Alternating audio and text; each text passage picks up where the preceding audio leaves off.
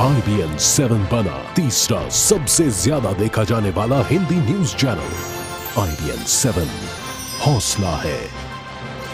दिल्ली में एक बार फिर से विज्ञापन को लेकर विवाद छिड़ गया है। आम आदमी पार्टी ने आज दिल्ली में बीजेपी के विज्ञापनों पर सवाल उठाए हैं। आम आदमी पार्टी ने ये पूछा है कि आखिर बीजेपी के पास इतना पैसा आया कहां से। कांग्रेस नेता प्रियंका चतुर्वेदी ने भी ट्वीट कर सवाल उठाए हैं कि जानबूझकर इलेक्शन कमीशन की बातों को नहीं माना जा रहा।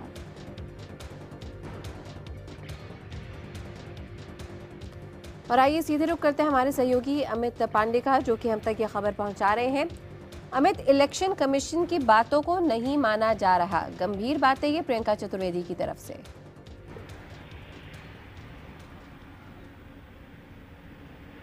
जी बिल्कुल, जिस तरीके से उन्होंने ये आरोप लगाए हैं उससे तो अभी उनके आरोपों से जाहिर यही हो रहा है, क्योंकि जो विज्ञापनों का दौर है 3 से 4 विज्ञापन यहाँ पर बीजेपी ने यहाँ पर जो दिखाए थे, और आम आदमी पार्टी ने ये जो आरोप लगाया है कि आखिरकार वो स्रोत कहाँ से आ रहा है, किसके जरिए ये छपवाए जा रहे हैं। तो ये तमाम आरोप हैं और हर चुनाव में ये आरोप लगते रहते हैं कि यहाँ पर कि इलेक्शन कमीशन की जो बातों को नहीं माना जा रहा है। और इसका एक बहुत जो अहम नमूना है, हम आपको बता दें कि इस बार जो इलेक्शन कमीशन में अलग अलग पार्टियों की एक दूसरे के खिलाफ जो शिकायत है उसकी बाढ़ सी आ गई है। पिछले चुनाव के मुकाबले इस चुनाव में जो इलेक्शन कमीशन के पास शिकायतों की तादाद है वो ज्यादा है। तो आरोप प्रत्यारोप का दौर यहाँ पर जारी है और हर पार्टी एक दूसरे के ऊपर सवाल उठा रही है। लेकिन एक बात इसमें साफ है कि पिछले चुनाव के मुकाबले इस बार चुनाव आयोग में एक दूसरे के खिलाफ जो पार्टियों की शिकायत है उनकी तादाद ज्यादा बढ़ी है। बिल्कुल अमित, आप बने रहिए हमारे साथ। इस बीच आइए हम आपको सुनाते हैं कि आखिर आम आदमी पार्टी ने क्या कहा है और क्या आरोप लगाए हैं।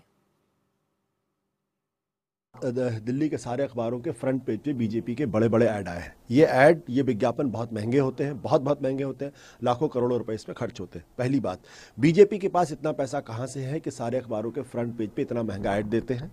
क्या ये इसका सोर्स बताने की कृपा करेंगे? दूसरी बात, मेरा सवाल यह है कि इस तरीके के विज्ञापन कहीं भी कैंपेनिंग खत्म होने के बाद ना तो छपने चाहिए ना दिखने चाहिए। मुझे पता नहीं है ये कौन है नासमझ आदमी जिसको कानून का नहीं पता है। मुझे लगता है कि आम आदमी पार्टी के नेताओं को इस बारे में बोलने से पहले कम से कम अपने नेता प्रशांत भूषण जी से बात करना चाहिए। प्रशांत भूषण जी कानून के जानकार हैं।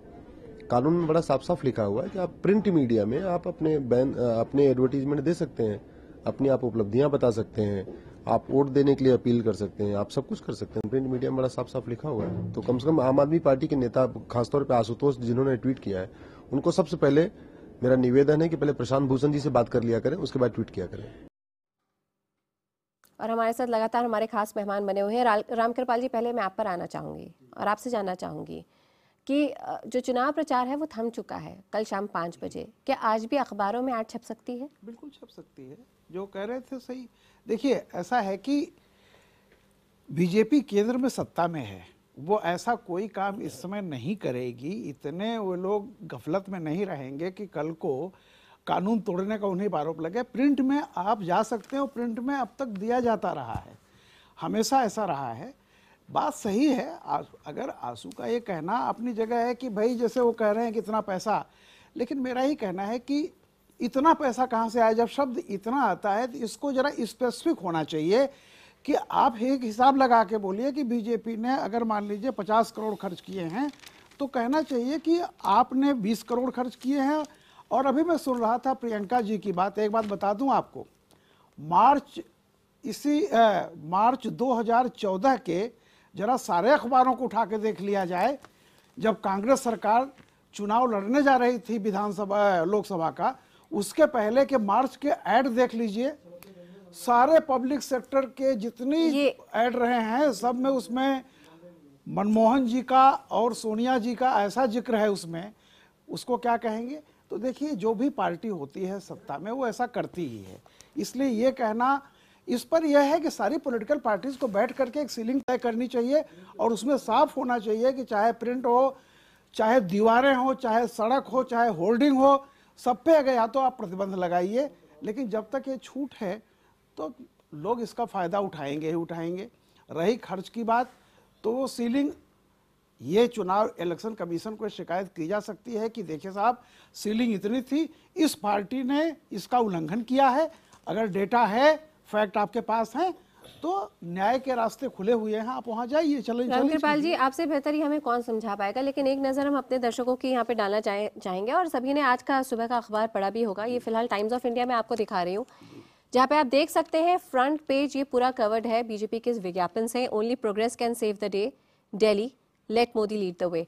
और यहाँ पे क्या क्या केंद्र सरकार ने अब तक किया है, वो क्या विजन रखती है, ये पूरा उल्लेख है इसमें, जो कि एक कैंपेन एड है, प्रॉपर तरीके का ये प्रचार है। और फ्रंट पेज है, इतने नामी न्यूज़पेपर का ये फ्रंट पेज। अगर हमारे दर्शक ये देख रहे हैं और आपने अपने घरों में भी इस अखबार को और दूसरे अखबारों को पढ़ा होगा, रामकृपाल जी, फ्रंट पेज पे ये पूरी कवरेज महंगी तो होती होगी, आपको तो अंदाजा थोड़ा होगा, हमें थोड़ा बताइए। जहाँ पूरी आपको पूरी पेज की कवरेज मिल रही हो, वो भी ऐसे इलेक्शन जिस दिन वोटिंग है आपकी, उसकी ईव के दिन। नहीं, देखिए, अगर आपको प्रचार की छूट है तो आप उसी दिन ज्यादा पैसा खर्च करेंगे जिस दिन सबसे ज्यादा मौका आपको लगेगा कि अब जरूरी है। तो ये कहना कि आप ये प्रचार अगर पहले करते या बाद में करते, सवाल उस बात का नहीं है। सवाल इस बात का है कि जो बजट है आपका और जो नियम है चुनाव आयोग के या इलेक्शन कानून की जो नियम है, अगर उसमें यह इजाजत है कि प्रिंट पर प्रतिबंध नहीं है, आप सभाएं नहीं कर सकते हैं, रैलियां नहीं कर सकते हैं, घर घर जाकर आप प्रचार कर सकते हैं, और प्रिंट में आप चाहें तो अपील कर सकते हैं वोट की, तो फिर तो उस छूट का देखिए। अच्छा, ये दो बातें तो क्लियर हो गई जी, कि आप कैंपेन थम जाने के बाद भी आप अगले दिन प्रचार कर सकते हैं अखबारों के जरिए, लोग घर घर जाते हैं। तो मैं आपसे ये समझना चाहूंगी रामकृपाल जी कि फिर आम आदमी पार्टी के इन आरोपों में दम कितना दिखता है आपको? ये सवाल कितने वाजिब है आज के दिन ऐसे उठाने, या फिर ये सिर्फ ध्यान भटकाने की कोशिश? मेरा ये कहना है कि चुनाव प्रचार में हर पार्टियां एक दूसरे पर आरोप लगाती ही हैं, लेकिन मैं वही कह रहा हूं कि अगर स्पेसिफिक आपको आना चाहिए कि सीलिंग ये थी, पार्टी का इतना बजट है, लेकिन खर्च इन्होंने इतना ज्यादा किया है,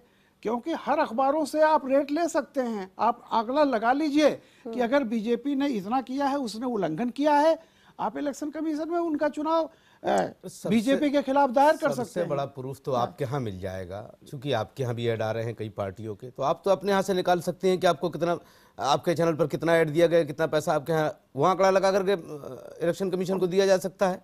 भाई टीवी वाले फ्री में तो ऐड दिखाएंगे नहीं, इनको भी तो कुछ चाहिए। अखबार वालों का जहां तक सवाल है, देखिए उनको अपना अखबार बेचना है, उनके पास 2.5 रुपए 3 रुपए का अखबार जाता है, कहां से वो निकालेंगे? पहली बात तो उन्हें तो उनका ही कारोबार है। ये तो पार्टी वालों को चाहिए कि उनको कितना उनकी हैसियत है और कितने का ऐड दे रहे हैं। जो टाइम्स ऑफ इंडिया का आप दिखा रहे हैं, क्या ये लाखों रुपए से कम का ऐड होगा? ये उदय इंडिया, दीपक जी, आप भी अपनी मैगजीन निकालते हैं, आपको भी बखूबी मालूम होगा, भाई केंद्र में है, सत्ता में है पार्टी, पैसा तो खर्च होगा ही। जैसा कि रामकृपाल जी ने बोला कि अब नहीं करेगी तो कब करेगी जी? भाई कल चुनाव होने हैं, अगर आज आपके पास मौका है तो आप उसका भरपूर उपयोग करेंगे ही करेंगे जी। कितना दम और आपको लगता है ये आम आदमी पार्टी के दावों और सवालों में? मैं तो पहला बात कर रहा हूँ कि बीजेपी को सबसे पहले आपसे आभार होना चाहिए और आम आदमी की पार्टी को सबसे बड़ा धन्यवाद देना चाहिए, क्योंकि जो कुछ पैसा खर्चा करके उन्होंने अखबार में छापा था, उसको आम आदमी पार्टी उसके ऊपर रिएक्शन देकर उसका और बड़ा पब्लिसिटी किया। उससे बड़ा पब्लिसिटी आपने कर दिया, फ्री में अपने चैनल में दिखा दिया, तो उससे तो भाजपा को और फायदा हो गई।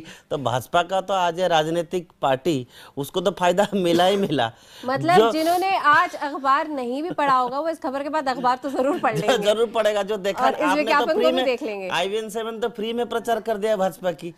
और आशुतोष एक तो प्रचार, हम तो खबर दिखा रहे हैं, हमारा मकसद प्रचार करना नहीं है, लेकिन हम तो वो रिपोर्ट कर रहे हैं जो घट रहा है और जिसका सवाल उठाया है। IVN7 से कोई बात उठती है, लोग बड़े गौर से पढ़ते हैं। चलिए, मुझे तो ऐसा लग रहा है कहीं ऐसा तो नहीं है कि कुछ इसका भी कुछ सिस्टम बनाया गया हो आपके IVN7 पर?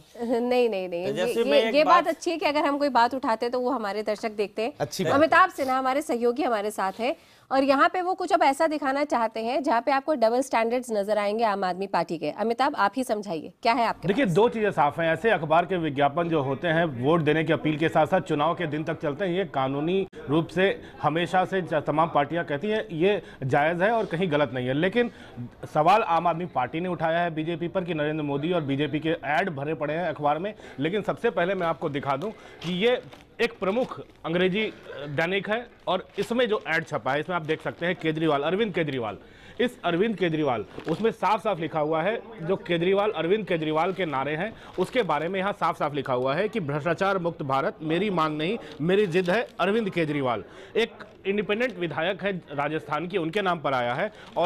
और एक बीडी अग्रवाल, राष्ट्रीय अध्यक्ष नेशनल यूनियनिस्ट जमींदार पार्टी, ये इस पार्टी के नाम से आया। तो आप देख लो, जो पार्टी आरोप लगा रही है उसने भी कान यूं नहीं पकड़ा है, कान किसी और तरीके से पकड़ा है। लेकिन ये ऐड भी ये दिखाता है कि आम आदमी पार्टी भी अखबारों में प्रचार देने से पीछे नहीं रही है। और ये दोहरा मापदंड ही है कि बीजेपी पर सवाल उठाना और अपने झाड़ू का जो पूरे पेज का ये ऐड है और इसको दिखाना, ये कहाँ ये दोहरा मापदंड ही दिखाता है। अच्छा, बिल्कुल अमिताभ। रामकृपाल जी, इस पर आपका रिएक्शन लेना चाहूंगी। खुद तो नहीं छपवाया लेकिन किसी और के तरीके। उसका कोई मतलब नहीं होता। देखिए, वही मैंने कहा ना कि ये केवल अब कल पोलिंग होगी, उससे किसी भी तरह से जहां भी कोई मौका मिले प्रहार करो, मुखालफत करो, ये है। बाकी कोई दम नहीं है इन आरोपों में। मैंने खुद कहा आपको, जो कानून सम्मत है वहां तक जा रहे हैं। लिमिट अगर क्रॉस हुई है तो उसके लिए न्याय के दरवाजे खुले हैं। जैसे आम आदमी के लिए अदालत है,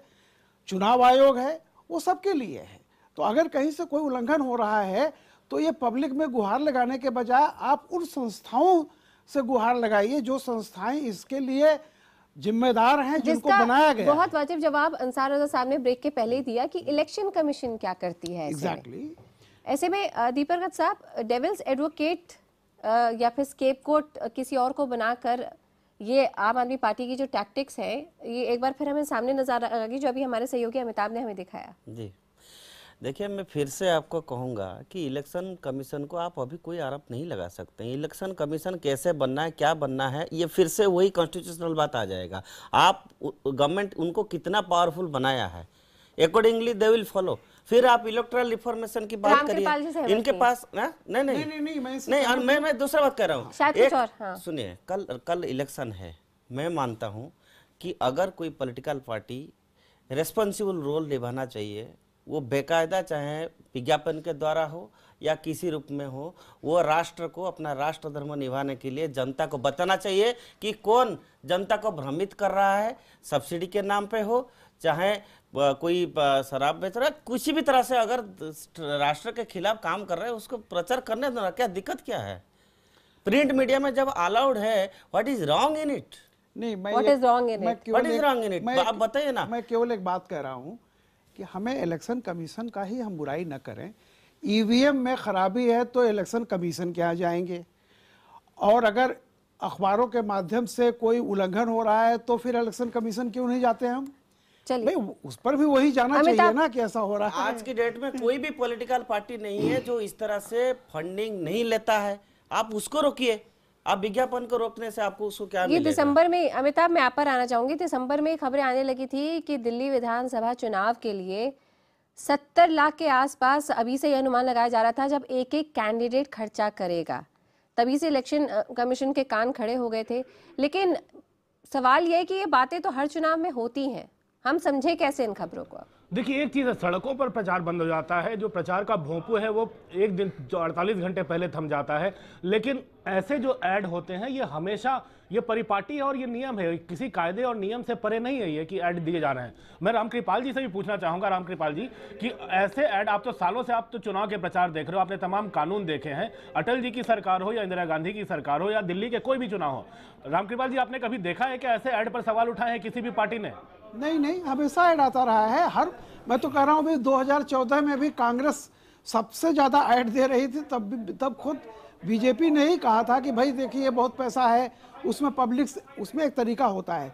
जैसे पब्लिक सेक्टर यूनिट सरकार के अंडर में आती हैं, अब खनन मंत्रालय है, अब उसमें प्रधानमंत्री का फोटो लगा दीजिए और किसी और का फोटो लगा दीजिए, नीचे लिख दीजिए खनन मंत्रालय। बात तो देखिए वही होती है ना। हर बार इंडिया शाइनिंग भी अखबार पर ही था।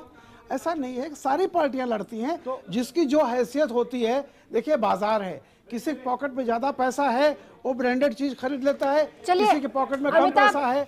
अमिताभ, आप तो यहाँ पे, अमिताभ आपसे मैं एक सवाल लेना चाहती हूँ। सवाल क्या है अमिताभ ये जो यहाँ पे डेविल्स एडवोकेट खेल रही है और स्केपगोट का खेल आम आदमी पार्टी खेल रही है, पूरे चुनावों में भी हमने कैंपेन में ये देखा कि खुद भी शायद वही किया हो किसी दूसरे चैनल से, जो कि आपने अभी हमें एक इश्तिहार भी दिखाया एक हिंदी अखबार में, उसका असर दिल्ली की जनता पर कितना पड़ता है, एक वोटर पे कितना पड़ता है, उसके दिमाग उसकी साइकी को समझने की कोशिश करें तो वोटिंग के एंड पहले इस तरह की बातें क्या असर डालती हैं, या फिर जनता बहुत सियाणी हो चुकी है। देखिए मैं छोटा अगर ये सवाल लेके मैं आप पर आ रही हूँ। हमारे सहयोगी अमिताभ सिन्हा हमारे साथ लगातार बने हुए हैं, जिन्होंने बताया कि किस तरह से दूसरे अखबारों में दूसरे लोगों के हवाले से आम आदमी पार्टी की पैरवी करते हुए भी इश्तिहार छपे हैं।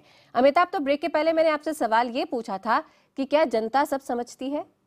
बिल्कुल, जनता सब समझती है, जनता ने मन बना लिया है। और आखिरी समय अब जो भी कैंपेनिंग, एक चुनाव का जब कैंपेन समाप्त होता है, प्रचार समाप्त होता है, तो तमाम पार्टियां मैनेजमेंट पे लगती हैं, यानी कैंपेन खत्म, मैनेजमेंट चालू। उसी मैनेजमेंट का हिस्सा है ये ऐड। और अगर किसी दूसरे ने ऐड दिया है और आम आदमी पार्टी इस ऐड विज्ञापन से पल्ला झाड़ रही है, तो बस एक ही बात कहना चाहूँगा कि अगर किसी ने इनके खिलाफ, इनकी मर्जी के खिलाफ ऐड दिया है, तो फिर उनके ऊपर क्यों नहीं मुकदमा दायर करते हैं? बार बार मानहानि की बात करते हैं, बार बार ये कहते हैं कि हम ट्रांसपेरेंसी चाहते हैं, हम स्वच्छता चाहते हैं, भ्रष्टाचार नहीं चाहते, हम गलत आरोप नहीं लगाते। फिर ये ऐड क्या है? अगर किसी ने उनकी मर्जी के बिना कोई इतना बड़ा फुल पेज का ऐड दे कैसे सकता है? पहली बात। दूसरी बात यह है कि अरविंद केजरीवाल पिछले 15 दिनों से आम आदमी पार्टी की जो रणनीति रही है, वह हर रोज सुबह में एक शगुफा छोड़ दो, और ताकि बीजेपी हो चाहे कांग्रेस, तमाम पार्टियां उस शगुफे का हल और काट ढूंढती रहें। और उसी कड़ी का सिलसिला, आपको याद होगा पहले आरोप लगाया बीजेपी पर सुबह सुबह केजरीवाल साहब ने ट्वीट करके कि आज उनके समर्थकों को खरीदने की कोशिश हो रही है, स्टिंग हो रहा है।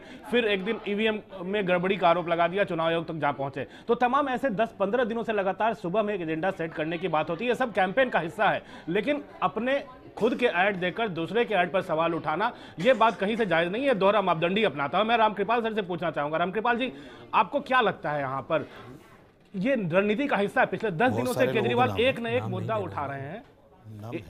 देखिए, मुझे समझ में नहीं आ रहा है कि इस पर जब आपके खुद के ऐड आ रहे हैं, और अभी कुछ बात हो रही थी, इनकलाब में भी आया है, बाकी जगहों पर आया है, तो मुझे लगता है इसको इशू नहीं बनाना चाहिए था। और वैसे भी पब्लिक जो है, देखिए ये कोई पहली बार ऐसा नहीं हो रहा है। मैं तो जब से होश संभाला हूँ हमेशा ये देखता हूँ कि वोटिंग के एक दिन पहले और इवन वोटिंग के दिन भी अपील की जाती है। इवन इलेक्शन कमीशन के भी विज्ञापन आते हैं कि घर से जरूर निकलें, बाहर निकलें। वो तो एक जनरल ऐड होता है, स्पेसिफिक पार्टीज भी अपना बताती रहती हैं। ये है, तो इस पर ये कहना कि फलाना अखबार में क्यों छपा, वो एक अलग मुद्दा हो सकता है, लेकिन जब आपका खुद का विज्ञापन दूसरे अखबारों में छपा हुआ है, तो फिर आप क्या तो फिर ये सवाल नहीं उठाना चाहिए, मुझे ऐसा लगता है। या हो सकता है उनको पता नहीं हो कि उनके बाकी अखबारों में भी उनके विज्ञापन भी छपे हैं। हमारे साथ ऑल इंडिया इमाम एसोसिएशन के मौलाना मोहम्मद साजिद राशिदी जी भी जुड़े हुए हैं। राशिदी साहब, आप क्या कहेंगे, क्या बिना बात के मुद्दा खड़ा करने की बात है? बिल्कुल, मैं इस पर यही कहूँगा कि ये फालतू का मुद्दा है, चूँकि इस विज्ञापन में जिस व्यक्ति का नाम है उसका भाई मुस्तफाबाद से चुनाव लड़ रहा है। इसमें पार्टी का कोई हाथ नहीं है, ये इंडिविजुअल एक इश्तिहार दिया गया है, इससे पार्टी का कोई लेना देना नहीं है। पार्टी का लेना देना नहीं है, लेकिन फ्रंट पेज पे अगर बीजेपी अपना इश्तिहार छपवाती है तो इसमें आम आदमी पार्टी को दिक्कत क्या है? ये तो होता आ रहा है सालों से। नहीं, सवाल ये नहीं है कि कौन पार्टी क्या इश्तिहार छपवा रही है। सवाल ये है कि ये जो विज्ञापन आया है आम आदमी पार्टी की तरफ से, ये एक आदमी की तरफ से है जिसका भाई चुनाव लड़ रहा है, तो उसको मुद्दा नहीं बनाया जा सकता। उस बीजेपी के ऐड के साथ नहीं इसको मर्ज किया जा सकता। चलिए, वो पार्टी का ऐड है, ये इंडिविजुअल आदमी का ऐड है। हाँ ठीक है, मैं आपसे अलग सवाल पूछ रही हूँ। आम आदमी पार्टी ने ये आरोप लगाया है कि विज्ञापनों के लिए जो पैसा खर्च कर रही है बीजेपी, वो पैसा कहाँ से आ रहा है? कांग्रेस ने भी ये मुद्दा उठाया। मेरा सवाल आपसे ये है कि कल चुनाव होने हैं, अखबारों में इस तरह के इश्तिहार छपते हैं, ये कोई नई बात नहीं है, तो ऐसे में ये मुद्दा उठा के क्या नया बताने की कोशिश कर रही है आम आदमी पार्टी? आम आदमी पार्टी ये नया बताने की कोशिश कर रही है कि बीजेपी ने आज तक ऐड पर जितना पैसा खर्च किया है उसका वो हिसाब नहीं दे पाएगी। करोड़ों रुपया ऐड के नाम पर खर्च किया जा चुका है, जिसके लिए आम आदमी पार्टी का अगर आप पूरा कैंपेनिंग देखेंगे तो इश्तिहारात ज़ीरो के बराबर है।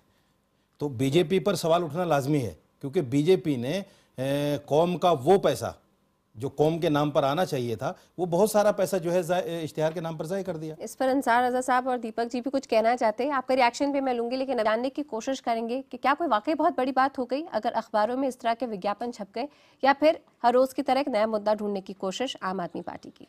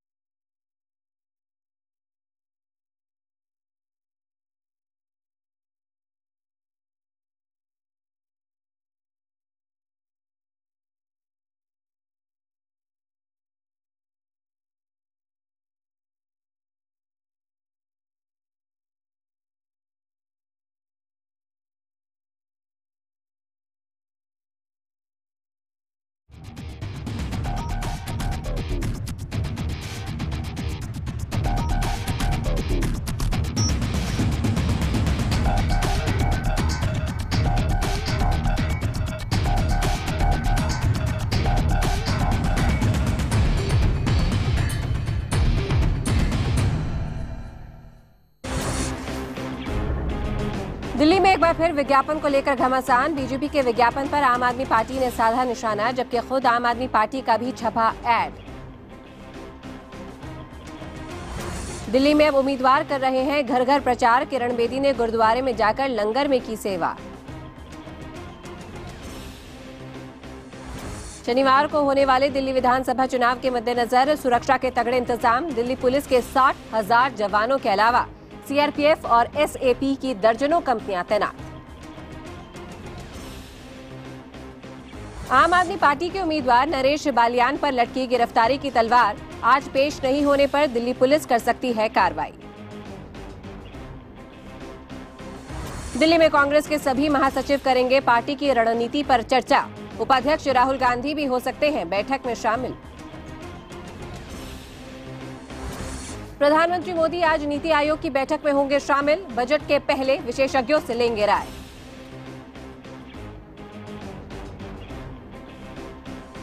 नीतीश कटारा हत्याकांड में आज का दिन अहम। दिल्ली हाई कोर्ट मुजरिमों को फांसी की मांग पर सुना सकता है फैसला।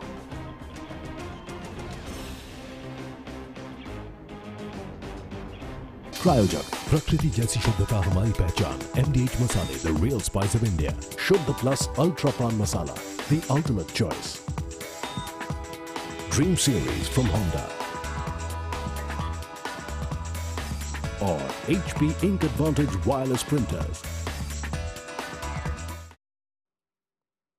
नमस्कार, आपके साथ मैं हूं तेजस्वी चंडोक नैयर। बस कुछ ही घंटों का वक्त है जब आपके हाथ में होगा कि आप किसको देते हैं दिल्ली का भविष्य। दिल्ली के चुनावों पर लगातार IBN 7 की 125 घंटे की महा कवरेज जारी है। और आइए हम आपको बता दें कि दिल्ली में नई सरकार के लिए चुनावी जंग का मैदान पूरी तरह से जो सज चुका है, अब इस पर सिर्फ सियासी पारा ही काफी ज्यादा चढ़ा हुआ है, जहां पे लगातार चुनाव प्रचार खत्म होने के बाद भी आरोप प्रत्यारोप का दौर जारी है। इस बार की जंग पिछले चुनावों की तुलना में अलग और काफी ज्यादा अहम नजर भी आती है। भारतीय जनता पार्टी और आम आदमी पार्टी के बीच मुख्य मुकाबला नजर आता है। इस रेस में कांग्रेस पिछड़ती हुई दिख रही है। कांग्रेस बैकफुट पर दिख रही है और मैदान में महज अपनी उपस्थिति दर्ज कराना चाहती है। चुनाव में तीनों प्रमुख दलों ने अपनी पूरी ताकत झोंक दी है। अलग अलग पार्टियों के नेता अपने मतदाताओं को लुभाने के लिए कोई कसर नहीं छोड़ना चाहते। बीजेपी हो, आम आदमी पार्टी हो या फिर कांग्रेस, हर नेता यहाँ के जो स्थानीय मुद्दे हैं उसको भुनाने की पूरी कोशिश में। और इस वक्त सुबह के 11 बजे हम इसी पर चर्चा करेंगे कि आखिर वो कौन से मुद्दे होंगे जिनको ध्यान में रखकर दिल्ली की जनता अपना फैसला लेगी। दिल्ली में साफ पीने का पानी, सस्ती बिजली, सीवर समस्या, महंगाई, भ्रष्टाचार, बेरोजगारी, महिला सुरक्षा, पूर्ण राज्य का दर्जा, कानून व्यवस्था, ये कई ऐसे शाश्वत मुद्दे हैं जो कि असर डाल सकते हैं मतदान के दिन।